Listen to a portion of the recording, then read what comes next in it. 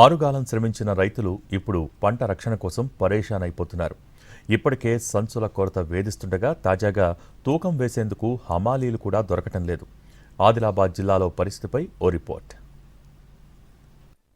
ఇదిగో ఇక్కడ బస్తాలు మోస్తున్నది హమాలీలు కాదు, రైతులే. తూకం మొదలుకొని బస్తాలు కుట్టి లారీలో ఎత్తే వరకు రైతులదే బాధ్యతగా మారిపోయింది.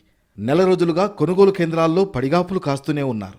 జిల్లా అధికారులు ఎంత ప్రయత్నించినా హమాలీల సమస్యను అధిగమించడం లేదు. ఒకవైపు ఎండలు, మరోవైపు అకాల వర్షంతో కర్షకులు కష్టాలు నష్టాల బారిన పడుతున్నారు. ఎండలో ఎండుతూ వానలో పంటను కాపాడుకోవడం కోసం వారు పడే తంటాలు అన్నీ ఇన్ని కావు. ఆదిలాబాద్ ఉమ్మడి జిల్లాలోని నిర్మల్, మంచిర్యాల జిల్లాల్లో అధికంగా వరి సాగైంది. అయితే పంటను అమ్ముకోవడం కత్తి మీద సాముగా మారిపోయింది. పంట కోతకొచ్చిన నాటి నుంచి 20-30 రోజులుగా కొనుగోలు కేంద్రాల్లో ధాన్యం కుప్పలు పోసుకుని వేచి చూస్తున్నారు. ఇవాళో రేపో పంట కొంటారని ఎదురు చూస్తున్న రైతులకు నిరాశే మిగిలిపోతోంది.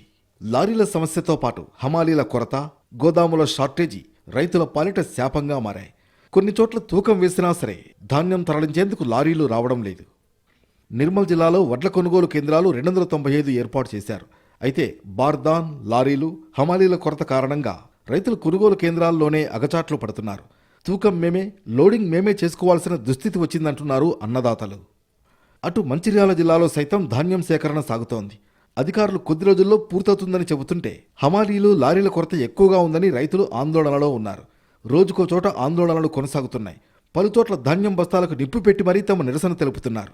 నిర్మల్, మంచిర్యాలతో పాటు కుమ్రం భీం జిల్లాలో సైతం రైతులు నిరసన వ్యక్తం చేస్తున్నారు. ప్రభుత్వ ఆదేశాలను జిల్లా స్థాయి అధికారులు పక్కాగా అమలు చేసి సమస్యలను అధిగమించి పూర్తి స్థాయిలో కొనుగోలు చేయడంతో పాటు తరుగు పేరుతో కోతలు పెట్టకుండా గోదాముల్లోకి తరలించాలని వేడుకుంటున్నారు.